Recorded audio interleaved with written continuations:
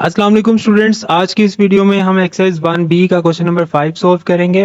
बच्चों, इसके अंदर आपको कहा जा रहा है without using a calculator estimate the value of each of the following.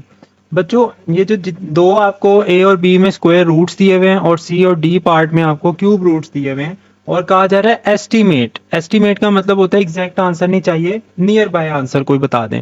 तो उसके लिए बच्चों आपके लिए मैंने ये दो टेबल्स यहाँ पर ऐड किए हुए हैं इस वीडियो में।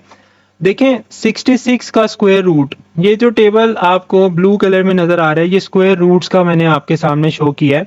तो 66 का स्क्वायर रूट फाइंड करना है तो इसके लिए बेस्ट वे है कि आप इसके नियर बाय कोई एग्जैक्ट स्क्वायर रूट देखें। तो देखें आपके पास 66 के नियर बाय जो स्क्वायर रूट है वो है 64, क्योंकि हमने एस्टिमेट करना है। हम 66 क्योंकि एक परफेक्ट स्क्वायर नहीं है, तो हम इसका नियर बाय कोई परफेक्ट स्क्वायर देखेंगे जो कि 64 है।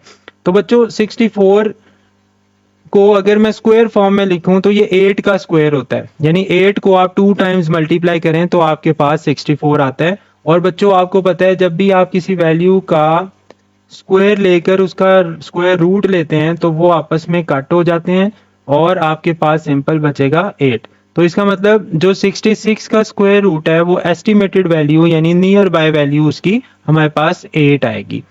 ओके बच्चों, बी पार्ट आपको दिया हुआ है। बी पार्ट में आपको दिया है स्क्वायर रूट ऑफ 80 फाइंड करें, ये 80 है।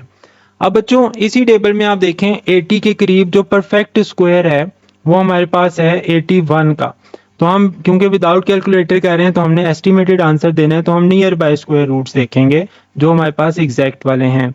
तो इसके नियर बाय हमारे पास है 81, जिसका जो कि आता है 9 का स्क्वायर लेकर, यानी 81 आपके पास 9 को जब आप 2 टाइम्स मल्टीप्लाई करते हैं 9 9 आर 81, तो 9 का स्क्वायर होता है 81। तो यहाँ पर हमने 81 को 9 के स्क्वायर में लिख लिया है। अब देखें 9 के स्क्वायर को स्क्वायर रूट का मतलब होता है पावर 1/2। ये 2 और ये 2 कट हो जाएंगे और आपके पास एक एस्टिमेटेड आंसर बचेगा 9। ओके बच्चों, पार्ट सी पे चलते हैं। सी में अब आपको क्यूब रूट दिया हुआ है 218 का।